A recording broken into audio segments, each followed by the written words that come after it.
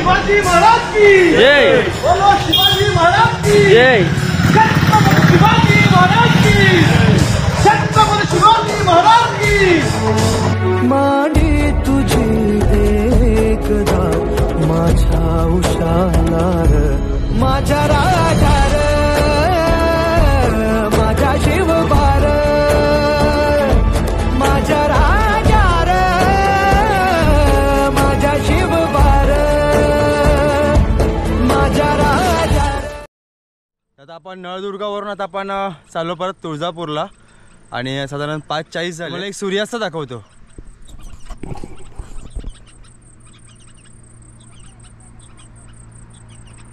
तर आता 6:40 होत आलेत, तर आता 5:40 होत आलेत। सूर्य मावळतोय बघता तर आता चालले काय। कालचा प्रकार खरंच डोकं जड करतंय। जाऊ दे, आता तुळजापूरवरून आपल्याला औसा किल्ल्यासाठी जायचं, पण औसा करायचा त्यानंतर आपण उदगीर बघू। चला तर तुळजापूर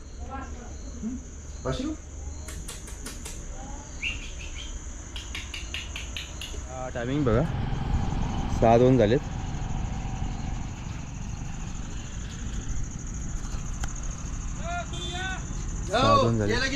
तर आता इथून साधारण 7-8 किलोमीटर आहे तुळजापूर।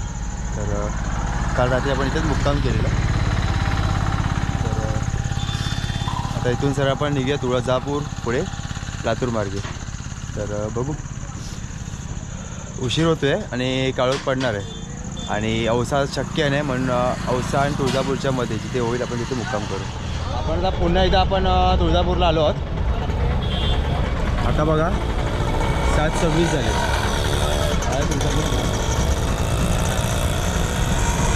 इथून जे ज्ञानप्रभा दिले आणि तिथून आपल्याला राईट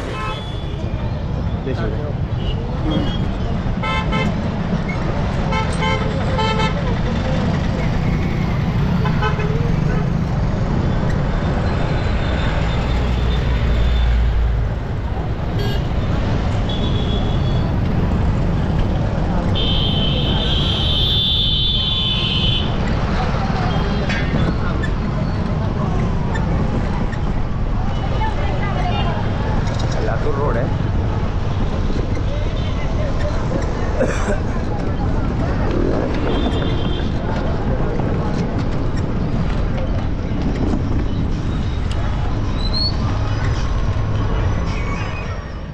आपण बघू शकतो औसा सरळ आहे, उस्मानाबाद डावीकडे आणि सोलापूर उजवीकडे। आपल्याला सरळ स्टेट जायचं आहे औसासाठी।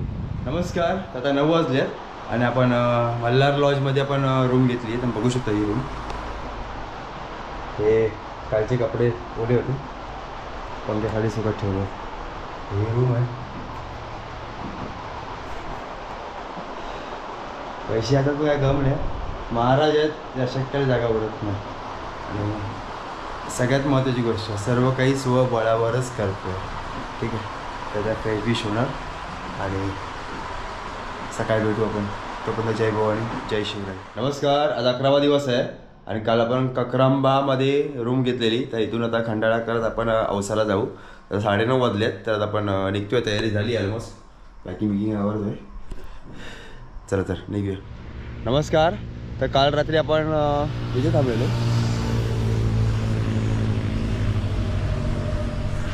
आता आपण निघतोय औसा किल्ल्यासाठी। साधारणतः 9:30 वाजून गेलेत बघा, 9:48 झालेत। चला निघूया। हा आहे मराठवाड्याचा खंडाळा। काल मी खंडाळा ऐकला ना, फुल टेन्शन आलेलं, कारण मला तो बोरघाटचा खंडाळा आम्ही लोणावळा लागतो ना अगोदर, तो एक, आणि साताराचा खंडाळा तो आठवला। हा जरा खंडाळा वेगळा आहे, म्हणजे इकडेचा घाटपीट काही नाही, थोडा चढ आहे। ओके चला। तिथे अचानक पाऊस सुरू झाला, बघू शकतात, भले बारीक बारीक आहे पण पडतो।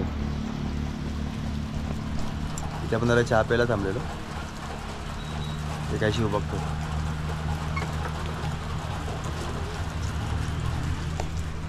भारतातील सगळ्यात दुष्काळग्रस्त प्रदेश कोणता असेल तर लातूर आणि बीड, आणि सर्वात जास्त आत्महत्या भारतामध्ये कुठे असेल लातूर आणि बीड। का तर येथे पाऊस हा अवकाळी आणि खूपच कमी प्रमाणात पडतो आणि त्यासाठी छत्रपती शिवरायांच्या वारीच्या वतीनं आज महाराष्ट्राच्या कानाकोपऱ्यावर वृक्षारोपण करतो. तर आपण लातूर, बीड, उस्मानाबाद या ज्या दुष्काळग्रस्त भागासाठी अशा आपण दुर्मिळ बियाणं वगैरे आणलेली आहेत. आणि सगळ्यात महत्त्वाची गोष्ट म्हणजे हा योगायोग म्हणावा की चमत्कार की मला माहीत नाही, पण कालपासून या परिसरात कंटिन्युअसली पाऊस पडतोय आणि खरंच हा मनपूर्वक आनंदात येणारा क्षण आहे की आता नोव्हेंबर महिना आणि आज इथे मी बऱ्याच ठिकाणी चौकशी केली तर बरेच लोक हेच सांगतात की बऱ्याच महिन्यानंतर इकडे पाऊस पडतोय.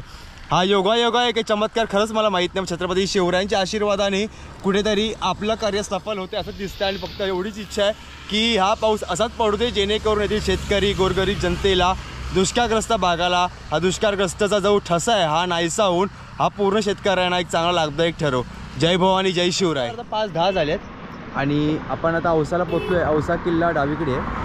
तर चला, येड्याला कोणी बांधलं आहे पण गळ्यात पट्टा, साखळी वगैरे आहे. बहुतेक शिकारी असणार, मालकाने बांधून ठेवलं असणार. तर साखळी नसती ना, म्हणजे गळ्यात दोरा नसता, रशी नसती, तर आपण सोडलं असतं याला. चला तर मालक येईल तुमचा, कळलं काय? आपण प्रवेशद्वारापाशी आलो आहे औसा किल्ल्याच्या. तर चला तर वर सायकलवर जागा भेटली पाहिजे, काय नाही.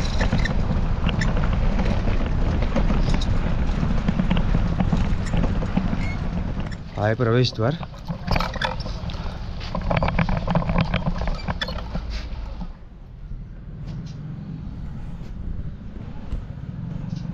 औसा किल्ल्याचा प्रवेशद्वार आहे.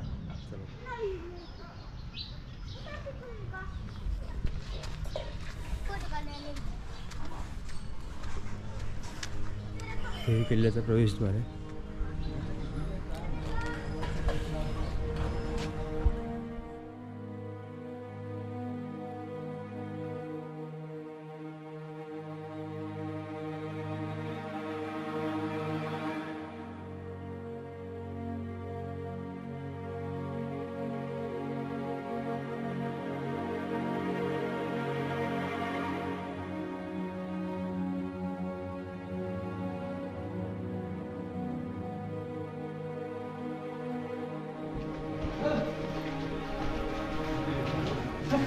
असा परिसर आहे. हे गड तसं रिनोव्हेशन चाललं ना. माझं बोलणं झालं बाहेर, माझं बोलणं झालं बाहेर. टायमिंग नाही त्याच्यामध्ये व्हिडिओमध्ये, टायमिंग येत नाही त्याच्या व्हिडिओमध्ये. हा चालेल का? हो पण तुम्हाला सांगतो मी, सायकल मला दाखवतो ना, सायकल तुम्ही बघा.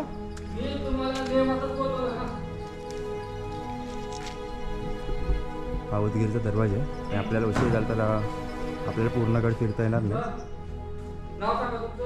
औसा किल्ला शहराच्या दक्षिणेस 5.52 हेक्टर क्षेत्रात पसरलेला भुईकोट किल्ला आहे आणि बहामनी राजवटीत इसवी सन 1466 मध्ये महमूद गवान आणि या बहामनीच्या मुख्य वजीर म्हणून नियुक्ती झाली होती आणि आपल्या वजीराच्या काळातच त्याने औसा किल्ला बांधला गेला.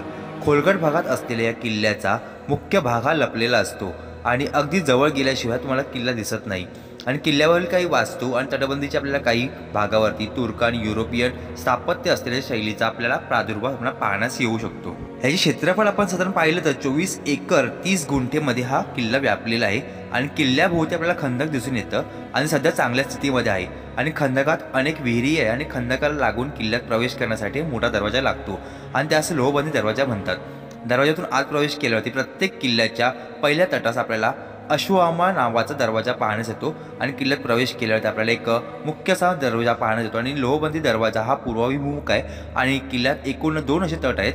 आत राणी महाल, लाल महाल, पाणी महाल इत्यादी अनेक इमारती आहेत आणि किल्ल्यात पारी बावडी आणि कटोरा बावडी व चांद बावडी या 3 महत्त्वाच्या विहिरी आहेत आणि बिदरमच्या बहमनी राजाच्या मुख्य वजीर महमद गवान याच्या काळातील हा किल्ला बांधण्यात आला होता.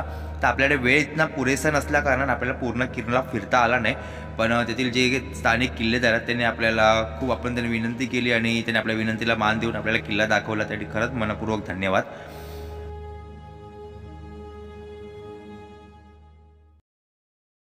की बाबा असा इश्यू होईल. तुम्हाला आर्य कार्याची भाषा वापरला तर तुम्ही मान्य करत होतो, पण तसं काय शब्दच वापरला. तोफा आहेत आपण पाहू शकतो.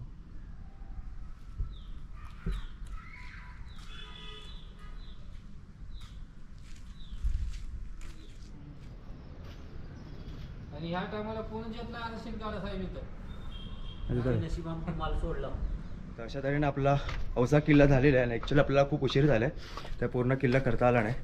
तर आता आपला पुढील प्रवास हा उदगीरसाठी असेल. तो पण जय भवानी जय शिवराय. आणि ते काम करणाऱ्या जे आहेत तिथे ते किल्लेदार त्यांनी जे सहकार्य केलं त्यासाठी खरंच मनपूर्वक धन्यवाद. जय भवानी जय शिवराय. घेऊ तुमचा घ्या ना. तर हे किल्लेदार आहेत आणि आपण यांच्या ऑफिसरशी बोलून यांनी आपल्याला परमिशन दिली. आणि कधी पण तुम्ही औसा किल्ल्याला याल तर 5च्या आतमध्ये जा. 5च्या नंतर चुकून येऊ नका. तर 5च्या नंतर प्रवेश भेटणार नाही. चला जय भवानी जय शिवराय. पुढील प्रवासात लवकर भेटू उदगीरच्या. 5 नंतर नेहमी दरवाजा बंद होतो तर त्यामुळे कृपया 5च्या आधीच या आणि 5 नंतर येत असाल तर कोणालाही परमिशन भेटणार नाही. हे पाण्याचा खंदक आहे आणि वर्षाच्या 12 महिन्याचे पाणी असतं. कधी स्वच्छता करणं गरजेचं आहे. तर हा आपला किल्ल्याचा बाहेरील परिसर आपण पाहू शकतो.